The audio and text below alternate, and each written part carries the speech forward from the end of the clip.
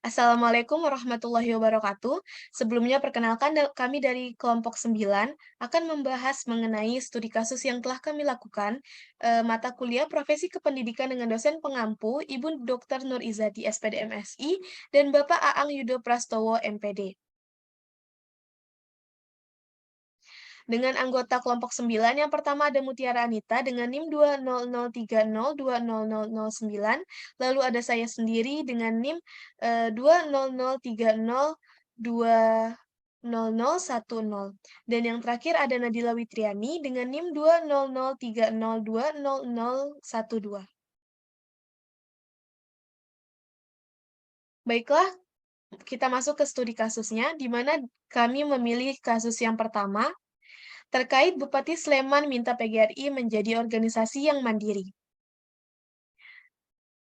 Nah, data dan fakta yang kami temukan yang pertama itu ada dari Kustini Sri Purnomo selaku Bupati Sleman saat membuka konferensi 2 PGRI Kabupaten Sleman di Aula Kantor Sekretariatan Daerah Kabupaten Sleman, Daerah Istimewa Yogyakarta, di mana di sana ia meminta Persatuan Guru Republik Indonesia atau PGRI harus menjadi organisasi yang dinamis, mandiri, dan dicintai anggotanya.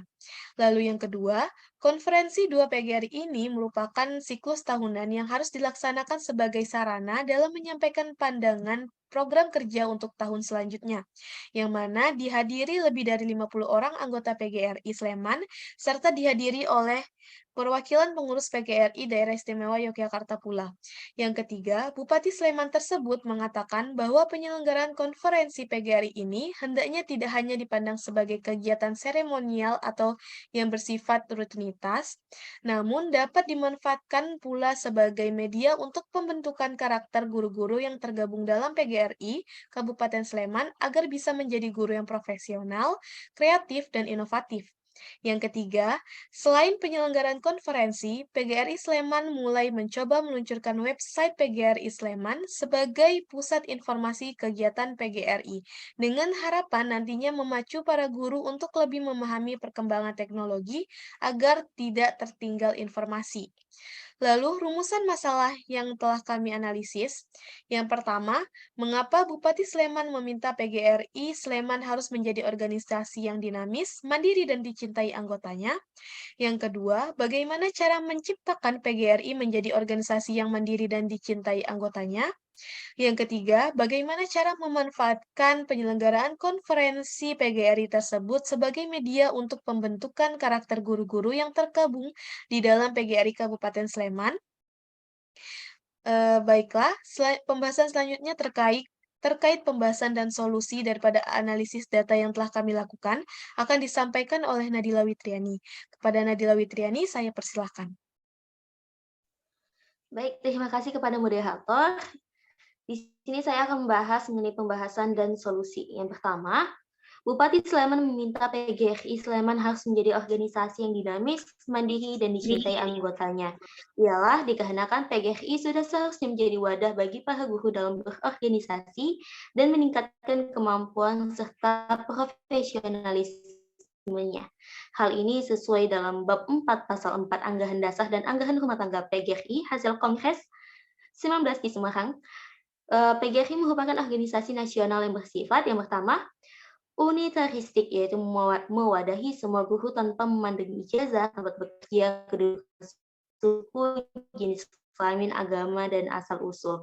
Yang kedua yaitu independen, yang berarti bahwa PGRI berlandaskan pada prinsip kemandirian organisasi dengan mengutamakan mitra sejajar dengan berbagai pihak. Dan untuk yang ketiga yaitu non-politik praktis, yaitu tidak terikat dan atau mengikatkan diri pada kekuatan organisasi partai politik. Dengan demikian, dalam menghadapi tantangan masa depan, PGRI harus tetap konsisten terhadap komitmen jati dirinya yang bersumber pada visi masa depannya, yaitu mampu membangun citra positif bagi para guru, sehingga disegani oleh mitra kerjanya dan diakui manfaat dan keberadaannya oleh masyarakat. Untuk yang kedua, next.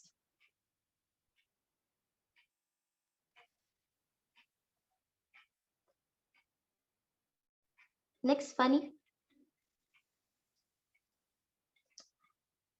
Untuk yang kedua, yaitu cara menciptakan PGRI menjadi organisasi dinamis, mandiri, dan dicintai anggotanya ialah dalam mengetahui serta memahami bagaimana strategi yang seharusnya dilakukan oleh semua anggota yang tergabung dalam organisasi PGRI ini. Strategi tersebut ialah dengan yang pertama, memahami tantangan yang dihadapi dan melakukan kesiapan dengan mencari jawaban terhadap tantangan yang dihadapi dengan mengantisipasi dan beradaptasi terhadap tuntutan perubahan. Yang kedua, memahami kebutuhan tenaga kependidikan khususnya guru dengan mengakselerasi dan mengembangkan hasil, proses dan layanan yang lebih baik berupa pelayanan prima. Memahami dan mengetahui persaingan dunia pendidikan dengan menjadi lebih cakap, belajar dari pesaing, dan mitra kerja yang bergerak dalam lapangan pendidikan, bukan lagi berhadap-hadapan, saling menyalahkan, apalagi bermusuhan. Yang ketiga, strategi manusia organisasi dalam berbagai jenjang. Selanjutnya, tujuan digelarnya penyelenggaraan konferensi PGRI adalah untuk melakukan evaluasi, koordinasi, dan rekonsiliasi, khususnya dalam menatap program-program pendidikan untuk masa yang akan datang, agar terwujudnya guru profesional, sejahtera, dan bermartabat, serta meningkatkan mutu pendidikan dalam mencerdaskan kehidupan bangsa. Hal ini bermanfaat guna mempertinggi kesadaran dan sikap guru dalam meningkatkan mutu dan kemampuannya dalam berprofesi, menjaga, memelihara, membela, serta meningkatkan harkat dan martabat guru dan tenaga pendidikan lainnya melalui peningkatan kesejahteraan serta kesetiakawanan anggotanya. Maka penyelenggaraan konferensi PGRI tersebut dapat bermanfaat sebagai media untuk pembentukan karakter guru-guru yang tergabung dalam PGRI Kabupaten Sleman jika dilaksanakan dengan seksama. Baik, saya kembalikan kepada moderator. Baiklah, terima kasih kepada Nadila Witriani. Selanjutnya terkait nilai yang dapat diambil beserta kesimpulan yang akan dijelaskan oleh Mutiara Anita. Kepada Mutiara Anita, saya persilahkan. Baik, terima kasih moderator. Untuk nilai yang dapat diambil, yang pertama, sebagai mahasiswa calon guru, jika suatu saat nanti menjadi seorang guru dan masuk dalam sebuah organisasi PGRI, kita harus tahu tugas dan kewajiban apa yang harus kita laksanakan untuk menambah keprofesionalan, dan kita harus tahu PGRI ini menjadi wadah bagi para guru dalam berorganisasi dan meningkatkan kemampuan serta keprofesionalismenya. Dengan demikian, PGRI harus tetap konsisten terhadap komitmen jati dirinya yang bersumber dari visi masa depannya, yaitu mampu membangun citra positif bagi guru sehingga disegani oleh mitra kerjanya dan diakui manfaat dan keberadaannya oleh masyarakat.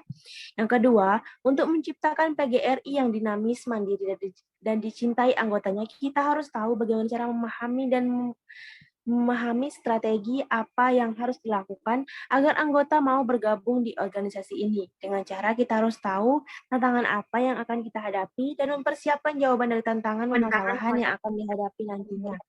Kita juga harus tahu kebutuhan-kebutuhan apa yang dibutuhkan oleh tenaga pendidik dalam dunia pendidikan. Selanjutnya kesimpulan, PGRI atau Persatuan Guru Republik Indonesia adalah salah satu organisasi profesi yang dimiliki oleh guru di Indonesia sebagai wadah untuk meningkatkan profesionalisme guru, mengatasi berbagai masalah yang dihadapi para guru, serta memperjuangkan nasib guru dan pendidikan pada umumnya. Organisasi PGRI sangat penting bagi para guru untuk selalu berjuang dalam memperoleh, mempertahankan, meningkatkan, dan membela hak asasi guru, baik sebagai pribadi, anggota masyarakat, warga negara, dan pemangku profesi keguruan. PGRI berfungsi sebagai wadah untuk mengasah kompetensi profesional guru di tengah perkembangan teknologi dan informasi yang semakin pesat, sebagai alat pemersatu guru dan visi dan misi yang sama, media untuk berbagi pengalaman, pengetahuan, dan wawasan. Baik, sekian dari pembahasan dari saya kembalikan kepada moderator. Baiklah, terima kasih kepada Mutiara Anita. Mungkin sekian pembahasan terkait studi kasus yang telah kami lakukan. Apabila ada kesalahan kami mohon maaf. Saya akhiri dengan wabillahi taufiq wal hidayah. Wassalamualaikum warahmatullahi wabarakatuh.